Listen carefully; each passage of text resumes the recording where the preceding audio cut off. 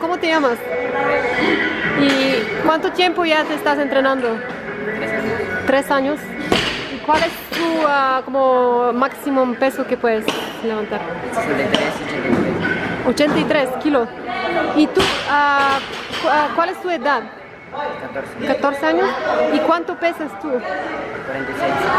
46. ¿Y puedes levantar 80? Wow.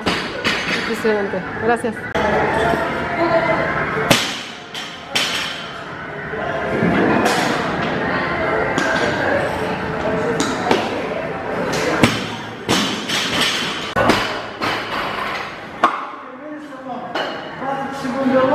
Hacia atrás. Otra vez. Vamos a repetimos. Más deseo, más gana. Vamos. Sube. ¿Por qué se rechaza? Ето това е треньорът на националния отбор по вдигане на тежести в Перу, Атанас Шопов. И имахме щастието, удоволствието и привилегията да се срещнем.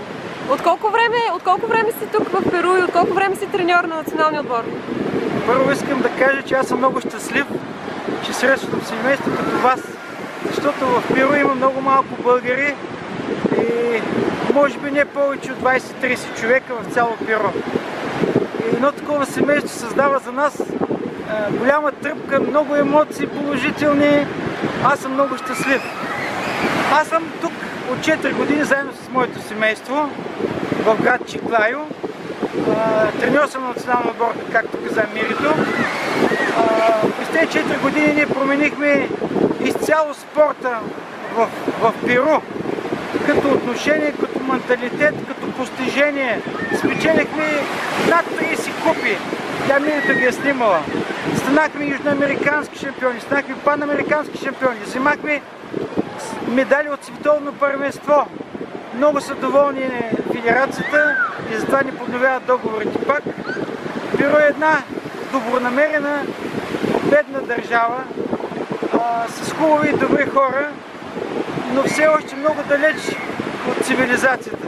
Може би и това сме търсили и ние, да бъдем така малко по-действена природа, както в момента виждате.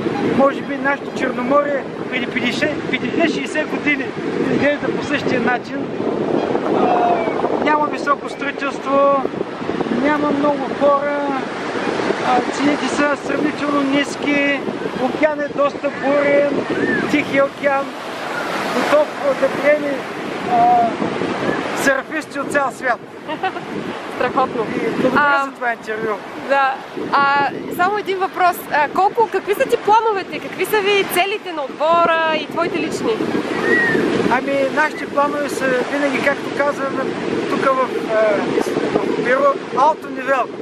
Високи цели. Винаги да бъдем първи, да ставаме все по-добри. И така, мислим, тази година има Олимпийски игри, да имаме наши представители, говоря за перуанците. За жалост, българския национален отбор беше лишен пак поради некадърност и поради недълновидност на хората, които управляват този спорт в България. Няма да им цитирам имената, те се знаят от всички. Дано едно ново начало постави олимпийски шампион Асен Златев, който се кандидатира за нов президент на Българската федерация по вдигане на тежести. Използвам момента да го поздравя за смелостта да поведе в този труден момент българските щанги. Ние ще помагаме тук, с което можем от Перу. Значи, щом българите, за съжаление, няма да участват, обаче ние всички ще викаме за Перу, защото знаем кои са треньорите. Страхотно! Страхотно се гордеем с вас. Страхотно сте. Благодаря и аз с вас.